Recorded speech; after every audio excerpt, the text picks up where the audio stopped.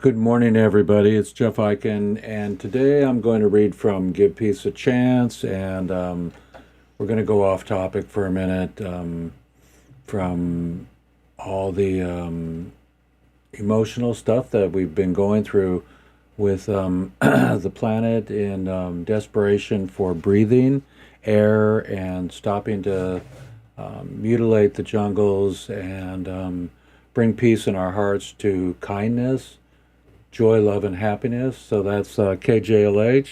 So use that. KJLH. Kindness, joy, love, and happiness throughout your day. And so I just wanted to tell you that we had a great film festival here in Port Townsend this weekend. It was surprisingly emotional and really beautiful. So thank you all who turned out, and for Tom Skerritt who came, who was on my sister's show, Cheers, back in the 80s, 90s, I guess, and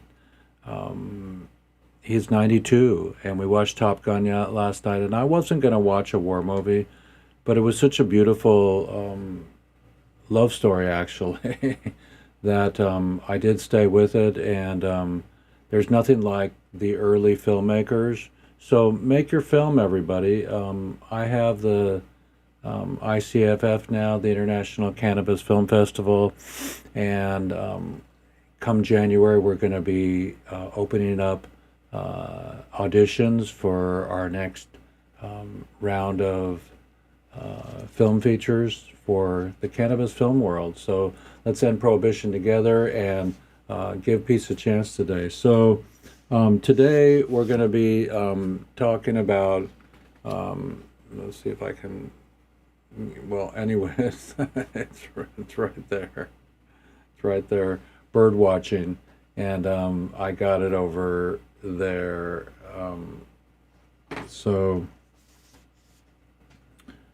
what a enskyment. Have you ever heard that word, enskyment? It says it right here. A few outdoor activities are misunderstood as bird watching. The most scientific of sports, or the most sporting of sciences. Take your pick.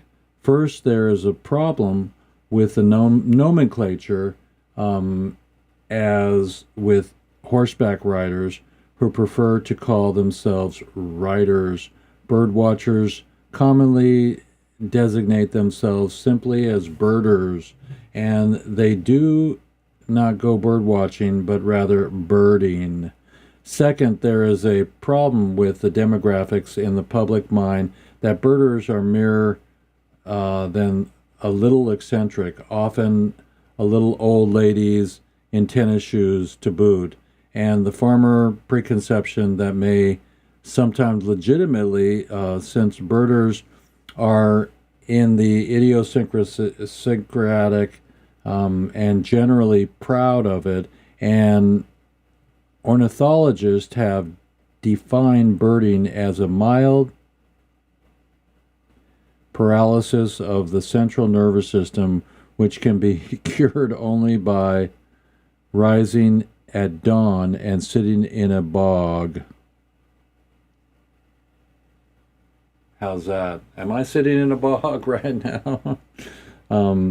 As to the later, birders come in all ages, sizes, shapes, and sizes, and tennis shoes, and once worn only by the tennis players, and birders presumably have been transformed into running shoes, and those who wear them, just about everybody. Third, there are a problem with motivation. Why would any sane person chase about a dank marsh after some half-haired mumbling noise from a creature that would just as soon poop on you as be seen by you, or get up while it's still dark and just walk through the rain-soaked brush in hopes of glimpsing briefly at a tiny speck of feathered innocence, or spend hours in tossing a deck of a small boat hoping to find that long distant peaked gull differing from the non cognoscenti called seagull only in the merest color of the bill of the tip of the wing. There are other problems as well, as yet birding thrives in the United States. It's in fact, birding has generally been doing rather better than the birds. What?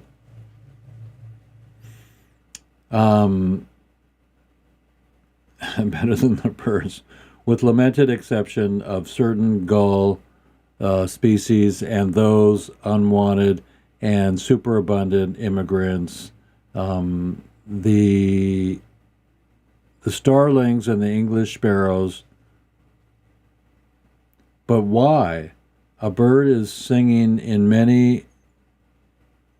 my brain, noted James Russell Lowell, and for some of us, that's singing, chirping, twittering, calling, flying, diving, soaring, perching, climbing, hoping, and hovering is almost constant, and just in our brains, but also in our souls.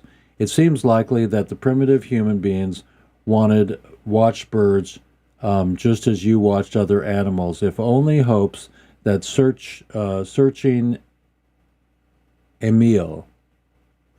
Trails were thought to provide auguries for the future, perhaps here because the unquestioning certainty of their travels and their unwavering vigor of their lives seem to reflect deep and primitive wisdom.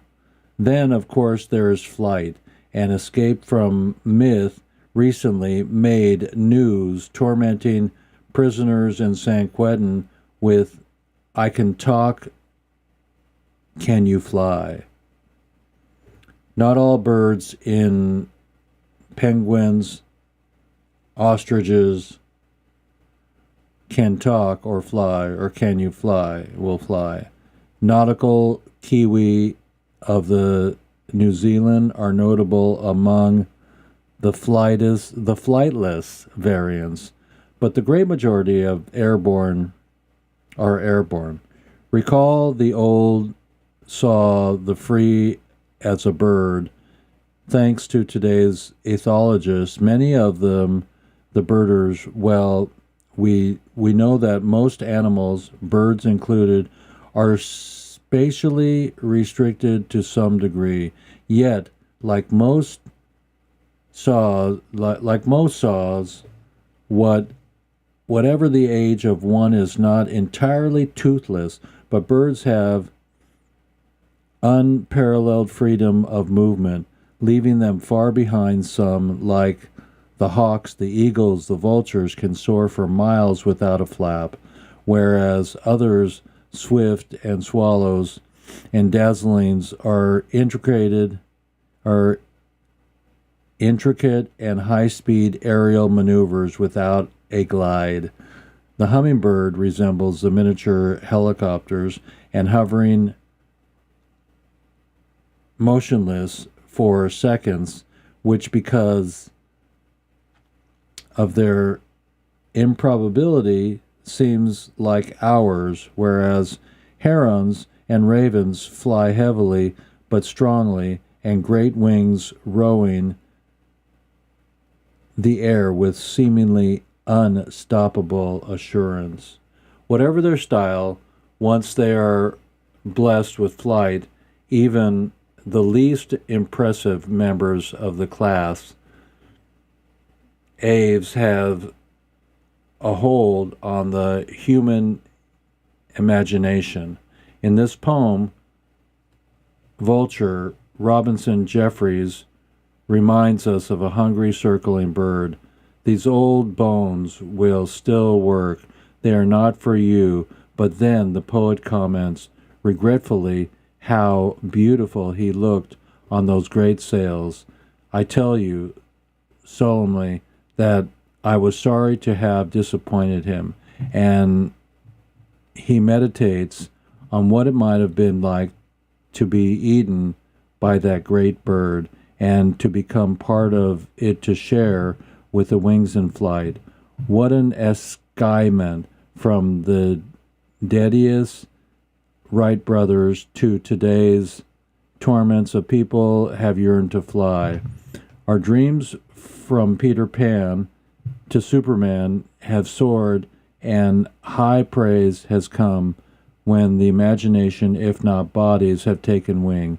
We can talk, but the birds can fly. Small wonder when that we have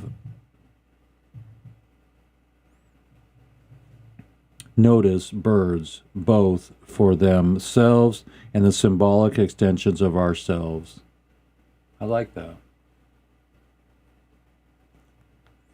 We need to elaborate technology to do what we can, what they do unaided. They can fly, and we cannot, but we can watch them.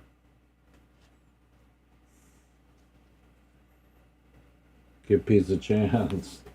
So that takes us away from our morning desire to find out who killed who and who did what to the other person, or why we don't feel the way we felt yesterday or when we were in love. And being not in love doesn't mean you're not in love. Love yourself, love your children, and come up with some KJLH. Let's see if I can KJLH us here.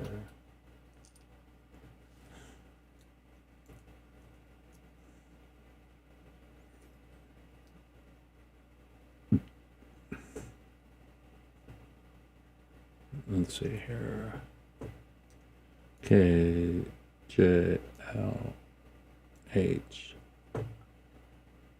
Boom.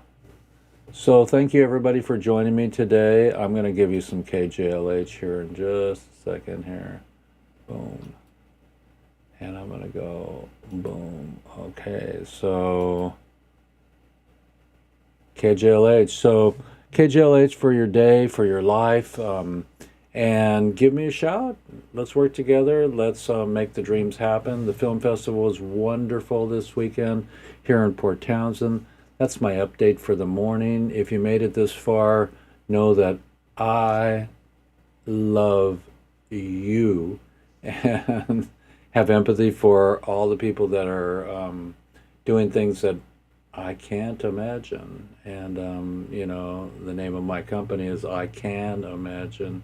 So go on to my icanimagine.com /blog to see other episodes, or just icanimagine.com. You can get to my art. You can get to my photos from this weekend, from the film festival, from the wall that came here from Washington, D.C. That was joyous.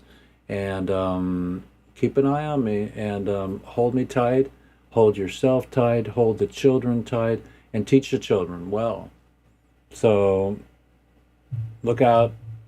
I'm still working on my concert and some other projects here. This weekend I felt really close to my dad's project, doing the movie about my dad, but which project do we take first? So I'm going to Peru in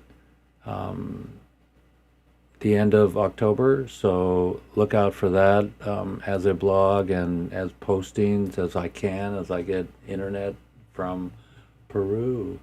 So I'm going to Peru, everybody. So that's going to be fun. Machu Picchu, a bucket list. Do your bucket list, make a book of your photographs and your life so you can share your poetry and your dreams and be medicine. Be the medicine you can be. See you at Wee Wednesday this week, everybody. Peace out. And we're going to have a great Wee Wednesday, so don't forget it. And don't fret it. Okay. Happy Monday.